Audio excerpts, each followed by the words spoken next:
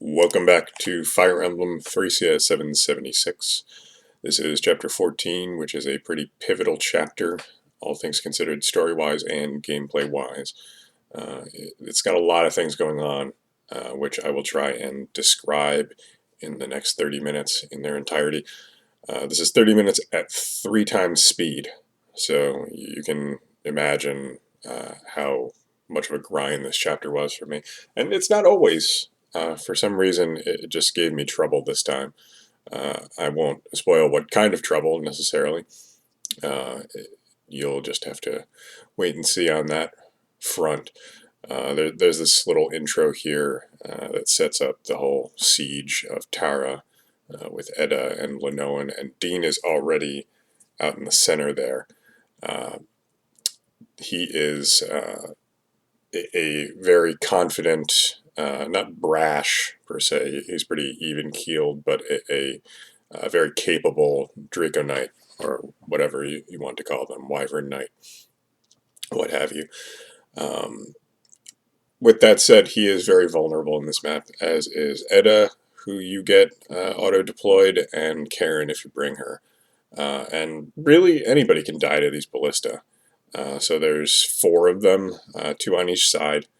There's 2 bosses on this map. You're actually seeing me using a boosted Tina to try and steal one of the boss's weapons, the Master Axe, which I'm going to try and use Asbel to kill him. And the Master Axe is the one thing that, like, no matter how good your Asbel is, or pretty much anybody you would want to send down there, the Master Axe could very well kill them. And you don't have to send somebody down there, by the way. It's just that some of the units on this map lose authority if you kill that boss down in the lower left. And you can also get an item if you have Dean, and only Dean, visit that house over there. Now, what you're seeing here is me spending an exorbitant amount of time trying to figure out where I can put Dean so that at the end of his turn he can, like, inch closer to that house. Now, what I didn't recall or have confidence in at the time is that the boss in the center of the map, which is the boss that you absolutely must deal with at some point, doesn't start moving until a certain point.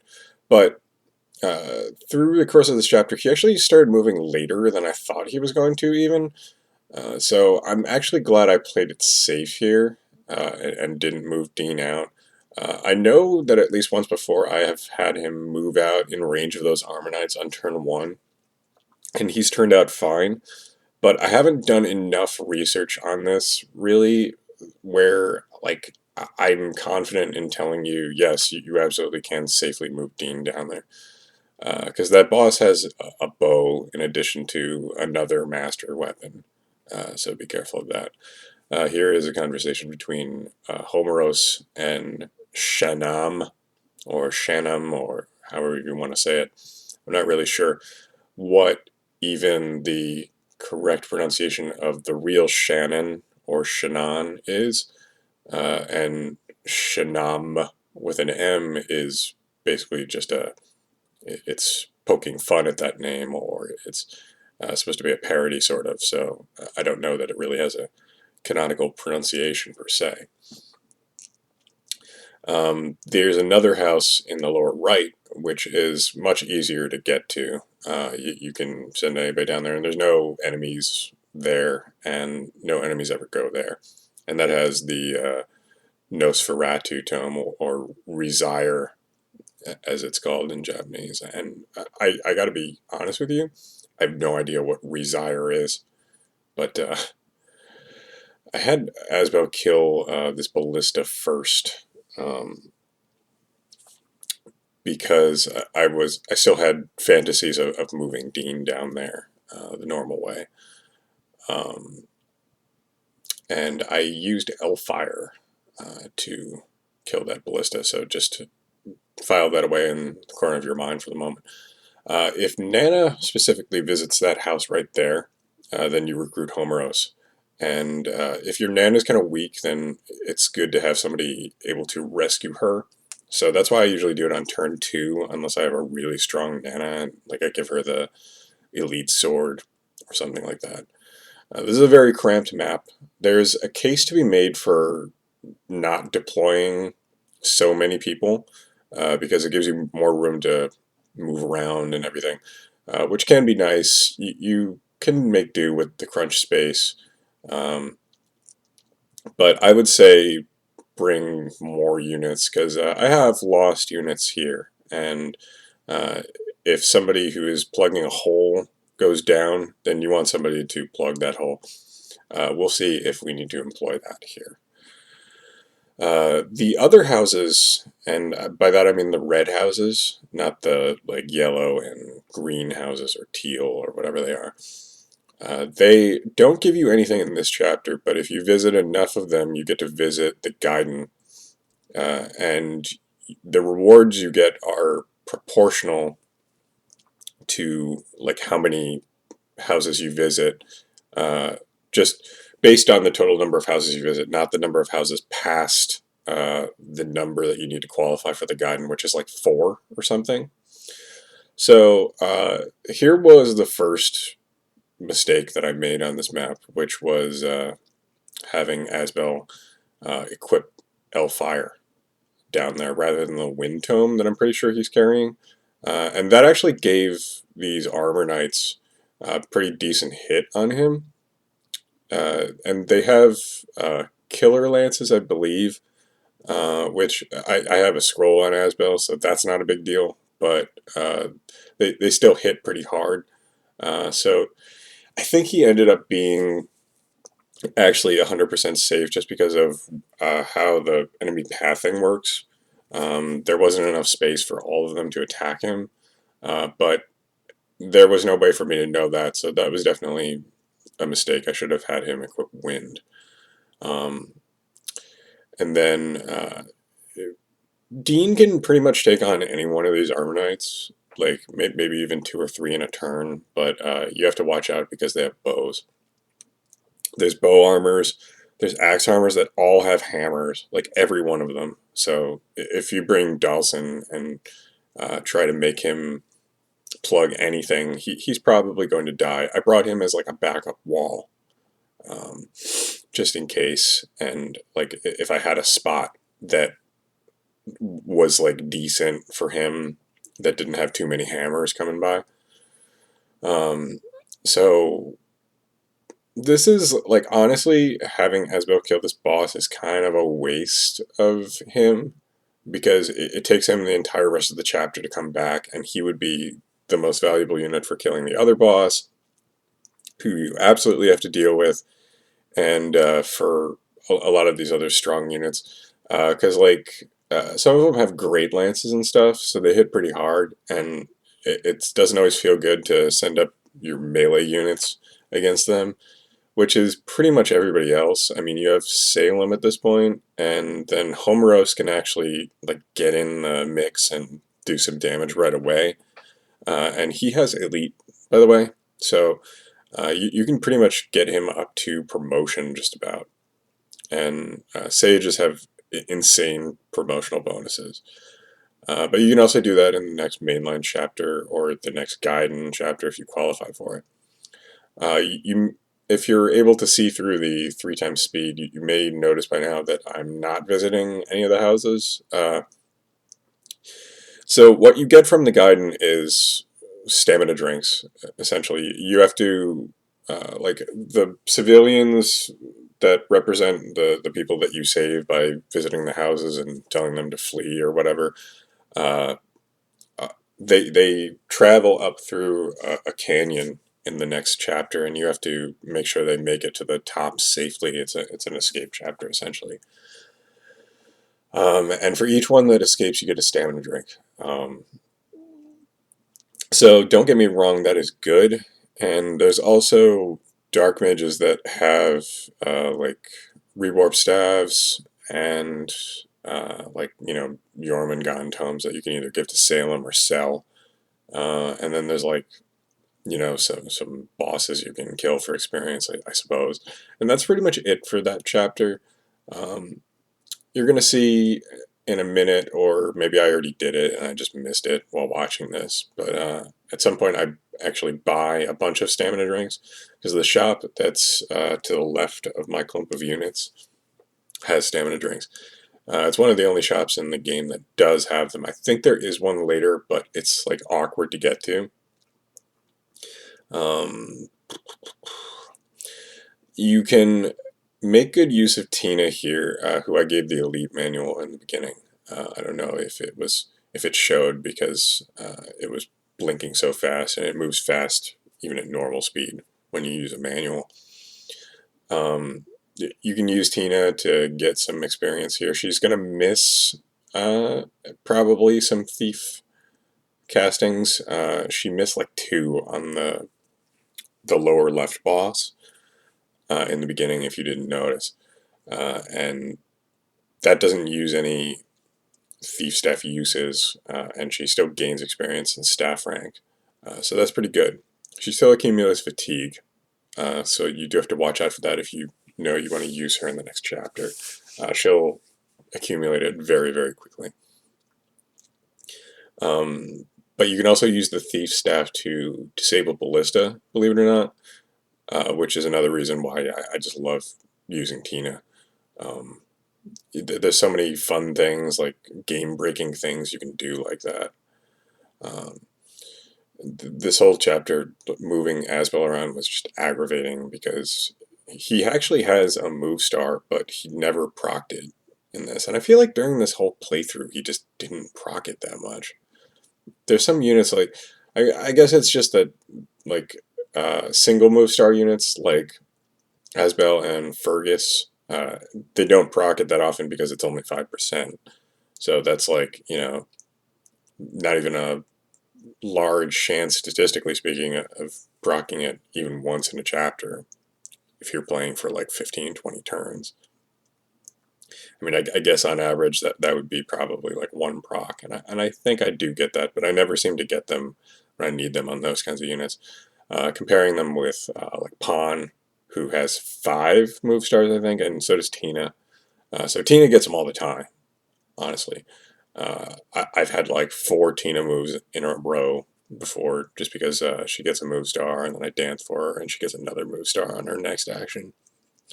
So that's pretty cool. That's another way that Tina is just really powerful, is just turn economy. There's probably something funny you can do with that, maybe not in an Ironman, but like just being able to, like, say, rewarp somewhere with like a promoted Tina, and having a decent chance of being able to get like a movement star on a first turn, and doing something funny with that. I don't know. I've never experimented much with it. Selfina is a good, early promotion candidate, because she's pretty close to level 10, but her stats aren't great, so she can really use the bonuses. And then she can use the Brave Bow, or the Hero Bow, like immediately. So you have a fully functional unit, like, the second you promote her, honestly. She can kill pretty much anything with that, even these armors, as you'll see.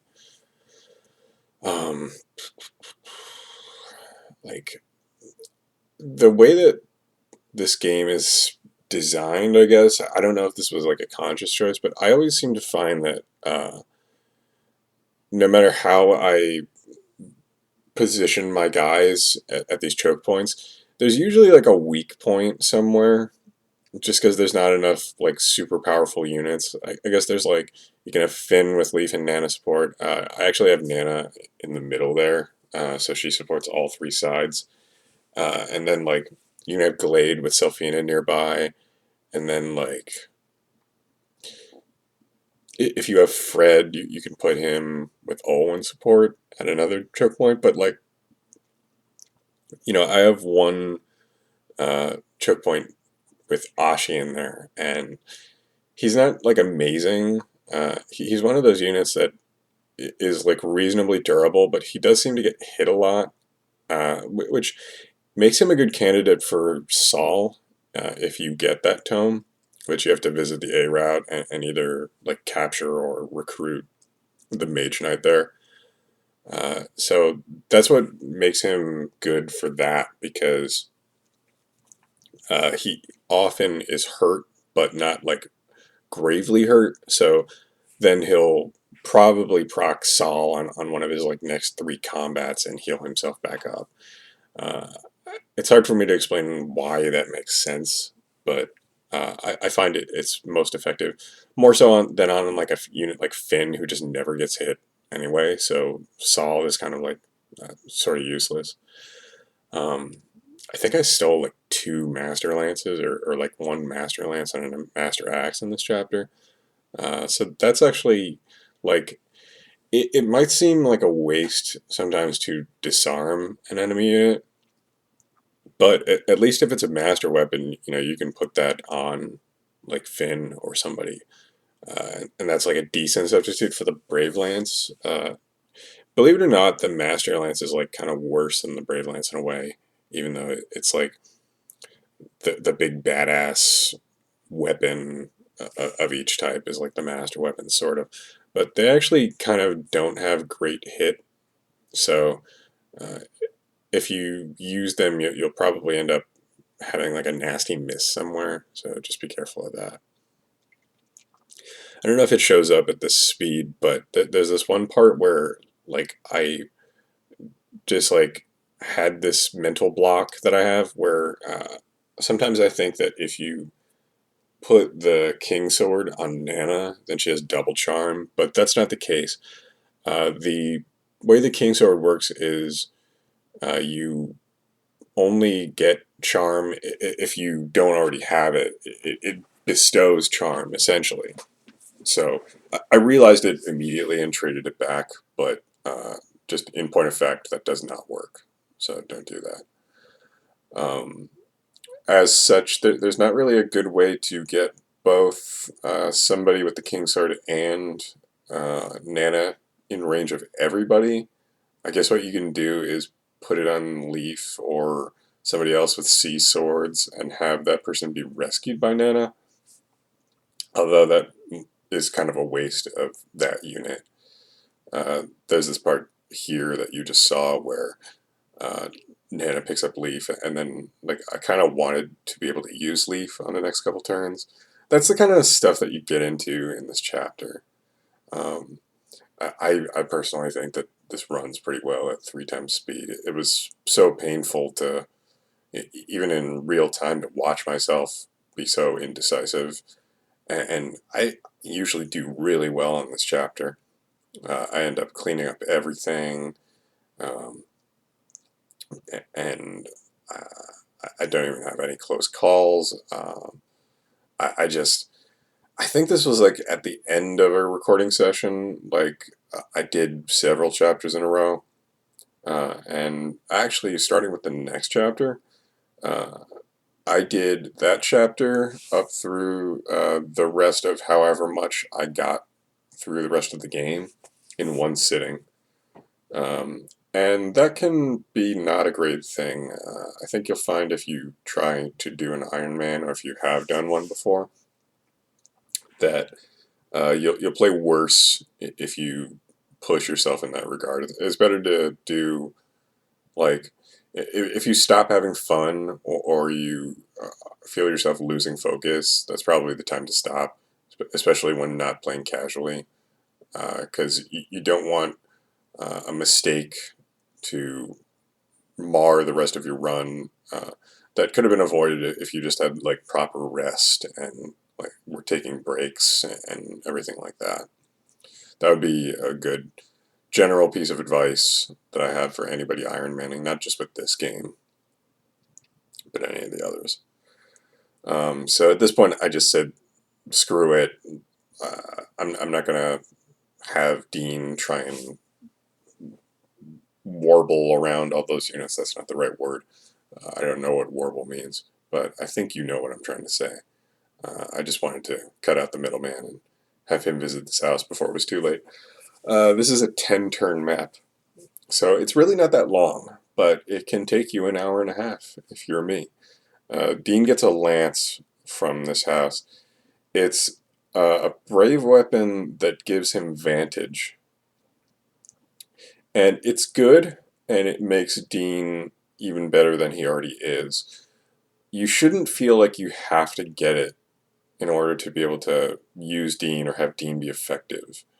Because he's already an insanely good unit. He has A rank swords and lances, so he's just as effective whether he's indoors or outdoors, whatever you want to use on him. He can't use swords while mounted, but he, like some of the other units, but he can use like pretty much any weapon in the game outside of axes or bows. So half the weapons in the game. Yeah. But it makes capturing easier with Dean. Like you can pick off some dark mages with him, where otherwise that would kind of be a crappy move because he'll usually get hit by like Jormungandr or something. So that makes him good for getting like rewarp staves, I find. Although it's not like the most accurate weapon in the world, so it's good to always pair him with Edda when you can. And also Lenoan if you can, because we don't have her yet. We're going to get her in the next chapter.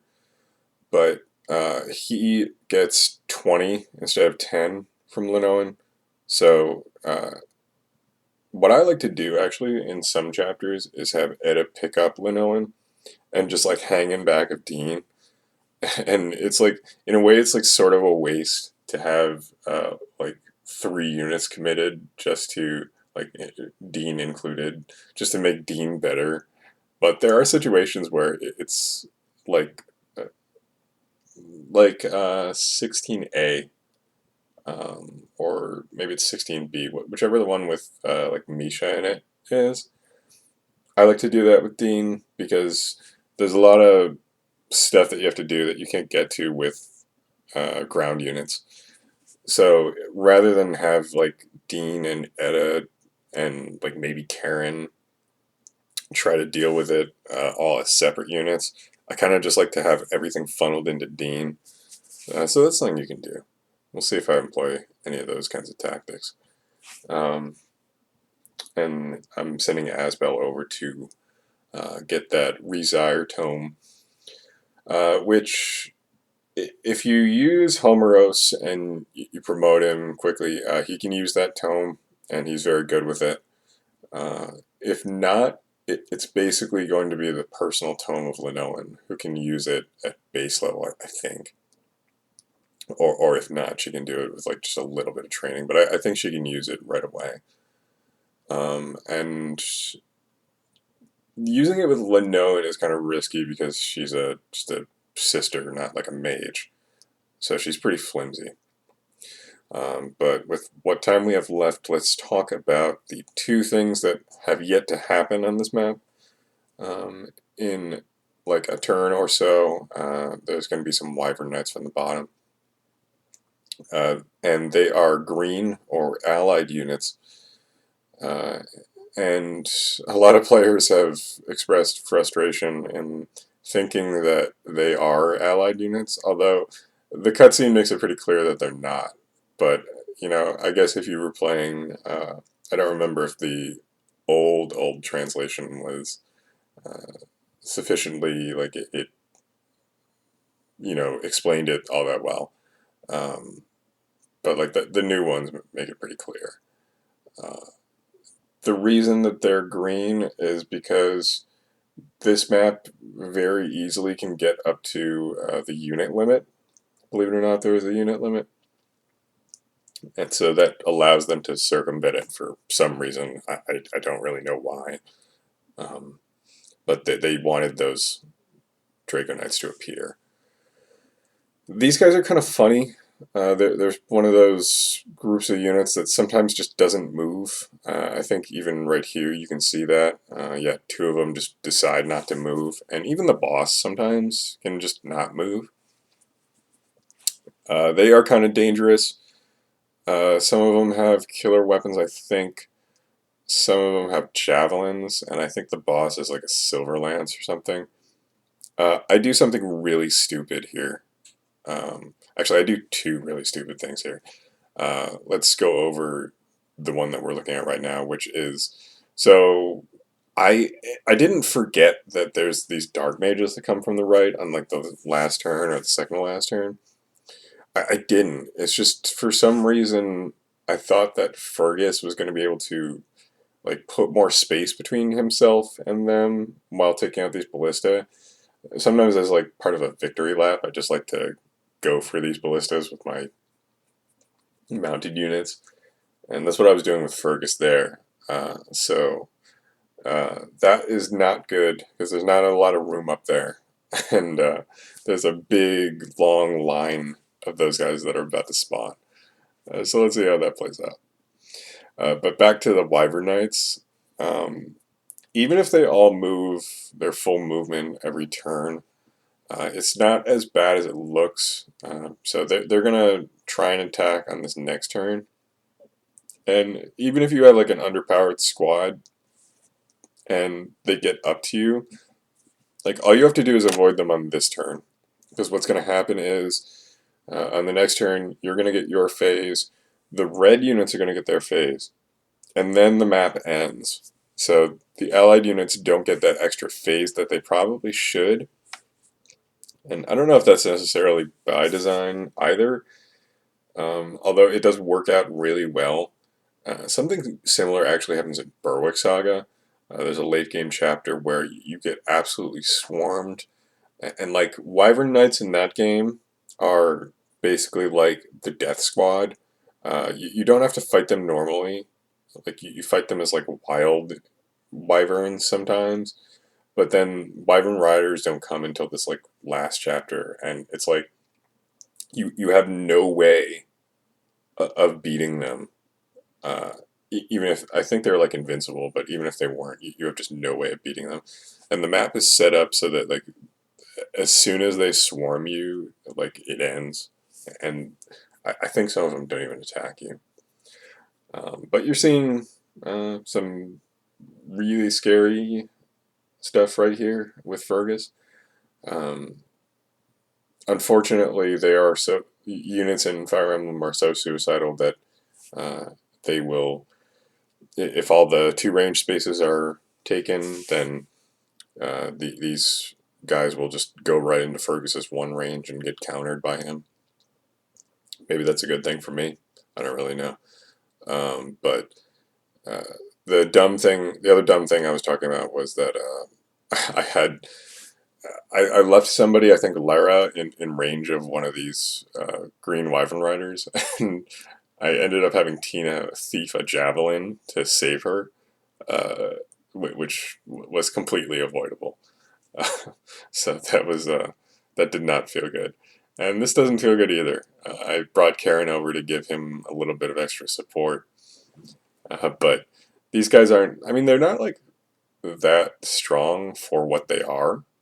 It's just that there's so many of them, and there's also the poison effect to take into consideration.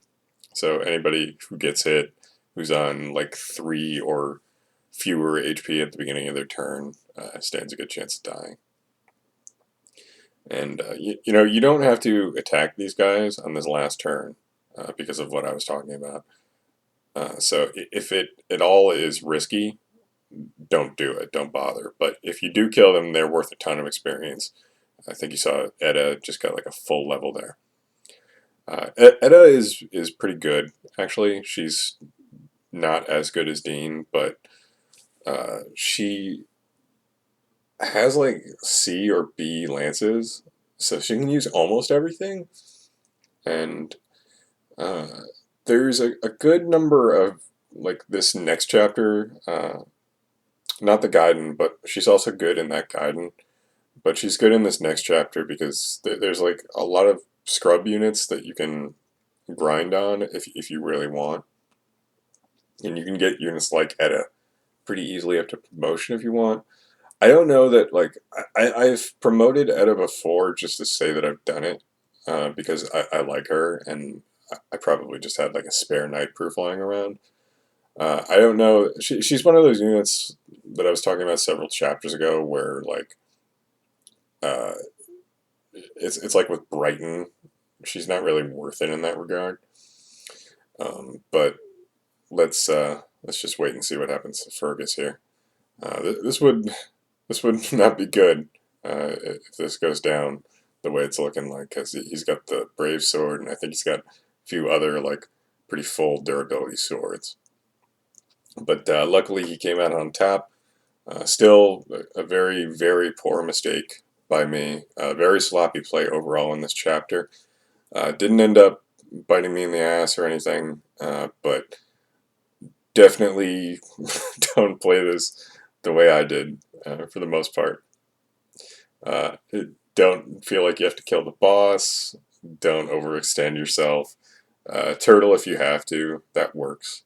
None of the items that you get are super imperative from those houses or anything. But that's chapter 14. I'm not going to the Gaiden, so I will see you in chapter 15. Thanks for watching.